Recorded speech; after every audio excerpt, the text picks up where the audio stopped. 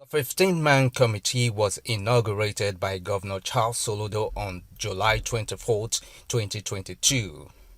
Part of the terms of reference of members of the committee was to examine the remote and immediate causes of insecurity in the southeast, particularly in Anambra State, and make recommendations appropriately. The 2 hours of the commission were fairly straightforward. To examine the long-term and short-run causes of the crisis of insecurity, agitation, restiveness, and violence in the southeast, to map the victims and the perpetrators, and provide some recommendations. Odinkalu said the committee interfaced and dialogued with various agitators across the 3 senatorial zones, 21 local councils in Anambra State, and was able to establish the real reason behind agitations in the state. The commission collected 422 pieces of exhibits. We interviewed and took evidence from over 187 persons, 87 of whom testified under oath.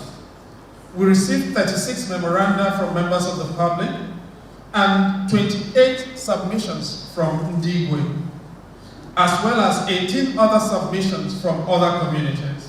Held 2 sets of public hearings over 24 days and met with representatives of all the uniformed services in Nigeria, as well as with some members of cabinet and representatives of vigilante groups within Anambra State.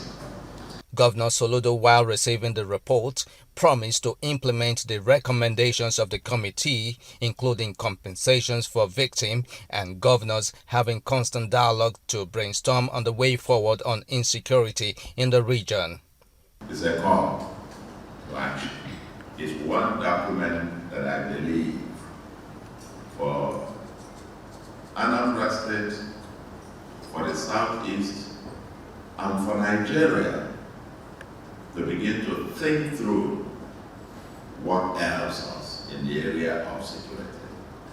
Professor Odinkalu said contrary to widespread belief, terrorism and sectionalism are actually not the cause of insecurity in the state.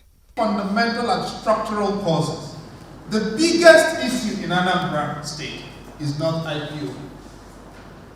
It is a 4-letter word. No, it's not long. It's land. L-A-N-D. He, however, advocated for intentional, collaborative efforts by the government at all levels, civil society groups, and the citizens to combat insecurity in the region as part of ways to build security. The last 10 years, the Southeast Zone, particularly Anambra State, has been a zone of war by all criminal groups, including unknown gunmen, kidnappers, terrorists, among others. But with the latest reports, there are hopes that the region will return to a state of peaceful existence. Emeka Monye, Arise News, Awka.